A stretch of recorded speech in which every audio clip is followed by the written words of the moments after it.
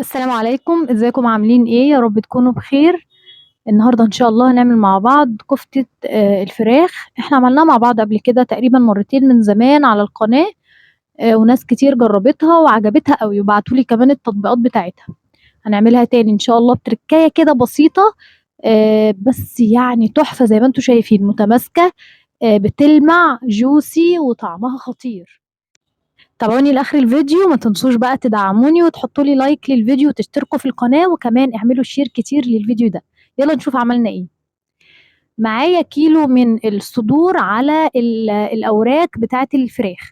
يعني انا جايبه نص كيلو من الصدور اهو اللي هو البانيه العادي خالص، وكمان نص كيلو من الاوراق اللي هو الشيش، اللي احنا بنعمله شيش طاووق. تمام.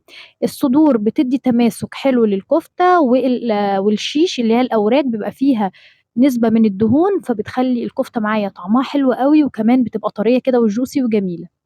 معايا كمان بصلتين حجم متوسط. وكمان قرن فلفل رومي وقرن فلفل حار. معايا كمان نص ربطة من البقدونس، واخدة الورق بس بتاع البقدونس. تمام، يعني مش بقطع العيدان، باخد الورق بس وبفرمه حلو جدا. معايا كمان معلقة صغيرة من البهارات المشكلة، بابريكا، توم بودرة، بصل بودرة، وكمان ملح. وكمان معايا معلقتين كبار من بهارات الكفتة. او ممكن لو ما مش متوفرة عندك تحطي معلقتين من الفيجيتار بتاع الفراخ العادي. تمام. معايا كمان هنا الكفتة طبعا عشان تبقى متماسكة لازم نحط لها معلقتين بقسماط، عشان كفتة الفراخ بتبقى طرية شوية مش بتبقى متماسكة زي كفتة اللحمة. فيا إما نحط معلقتين بقسماط أو رغيف فينو زي اللي انتوا شايفينه ده. هقول لكم دلوقتي هنعمل فيه ايه. هاخد بقى الفراخ والبصل والفلفل وهروح أفرمهم وارجع لكم تاني. وكمان هجيب رغيف الفينو، هحطه في بولة وهحط عليه كوباية مية عادية من الحنفية أو مية دافية شوية. تمام.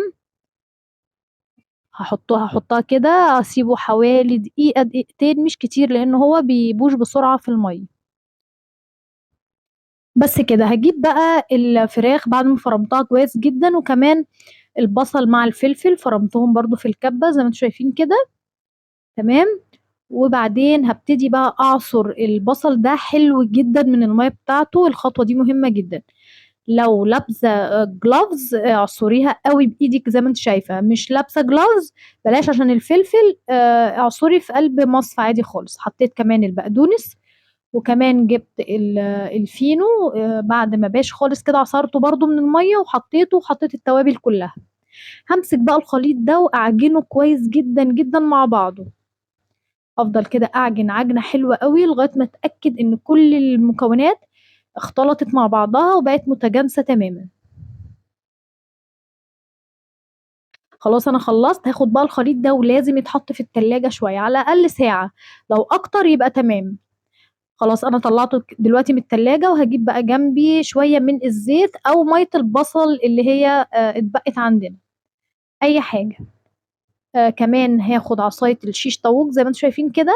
هحط عليها شوية من الزيت، وكمان اخد نقطة زيت بسيطة خالص في ايدي، وحتة بقى من الخليط بتاع الكفتة، وهبتدي اعمل الكفته كده على السيخ، اسمغها كويس قوي. انا بعملها لكم بالراحه خالص عشان تشوفوا انا بعمل ايه. اسمخ كويس، اقفلها من فوق ومن تحت. تمام. اهو عشان تبقى متماسكه معايا تماما.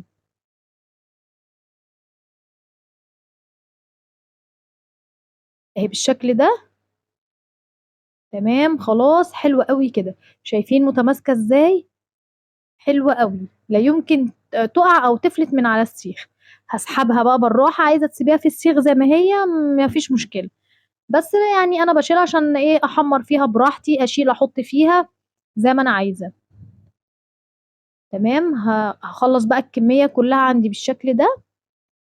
طبعا هي اكله سهله وسريعه وكمان مش مكلفه قوي. خلي بالكم ان الكميه اللي انا عاملاها دي كيلو. ما شاء الله، يعني عمل كميه كبيره جدا. يعني تاكل اسره كبيره. لو اسره مثلا من 4 افراد او 5 افراد ممكن يعملوا نص الكميه اللي انا عاملاها دي مع شويه مكرونه شويه رز. يعني هتبقى تمام. هخلص بقى الكمية كلها هوريكم كمان. الكمية دي ما شاء الله عملت لي كمية قد ايه.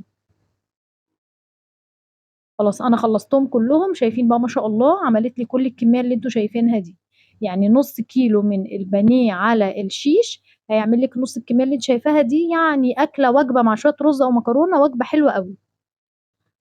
هاجيب بقى طاسة أو جريل أي حاجة المتوفر عندي، هاسخّنها كويس، أحط فيها شوية زيت صغيّرين خالص، وهابتدي أحمّر الكفتة، طبعًا أنتم عارفين الفراخ غير اللحمة مش بتاخد سِوَى ومش بتاخد وقت، هادّيها تحميرة كده خفيفة على الناحيتين، يعني تاخد لون من الناحية دي وتاخد لون من الناحية دي، وهابتدي أطلّعها على طول، هي بتاخد لون على طول مش بتاخد وقت كتير معايا. شِلتها بقى كلّها بعد ما حمّرتها كلّها زي ما أنتم شايفين كده، حطيتها في صينية، حطيت لها رشة مَيّة بسيطة جدًا يعني تقريبًا ربع كوباية، وغطّيت عليها وسِبتها تكمّل سِوَى، يعني مش بتاخد 5 دقايق على النار كمان، عشان أضمن إن هي استوت من جوّه كويس. جِبت بقى هاعمل الفرشة الجميلة اللي باحطها تحت المشاوي عامةً، بصل أحمر، عليه شوية من البقدونس، عصرة ليمون، شوية سُمّاق، وشوية ملح، باقلّبهم كويس مع بعض، ودول بقى يعني حاجة كده بتفتح الشهية جدًا مع المشاوي عامةً.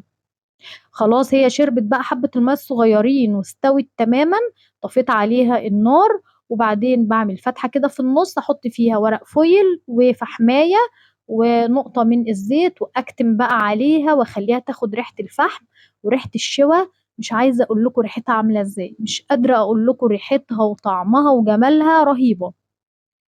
أحط بقى الفرشة الحلوة بتاعتي وأرُص عليها الكفتة،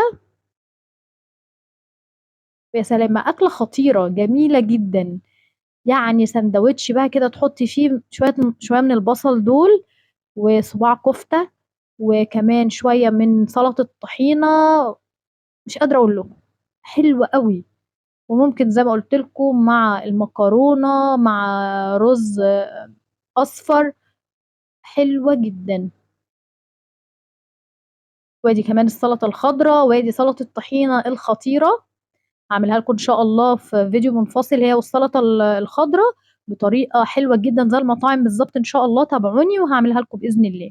شايفين juicy إزاي؟ بتلمع، طرية، متماسكة، كل حاجة فيها جميلة. جربوها إن شاء الله هتعجبكم. يا رب يكون الفيديو عجبكم أو استفدتوا منه أي حاجة، ما تنسونيش بقى في اللايك والاشتراك وكمان الشير الكتير. أشوفكم على خير في فيديو جديد إن شاء الله، مع ألف سلامة.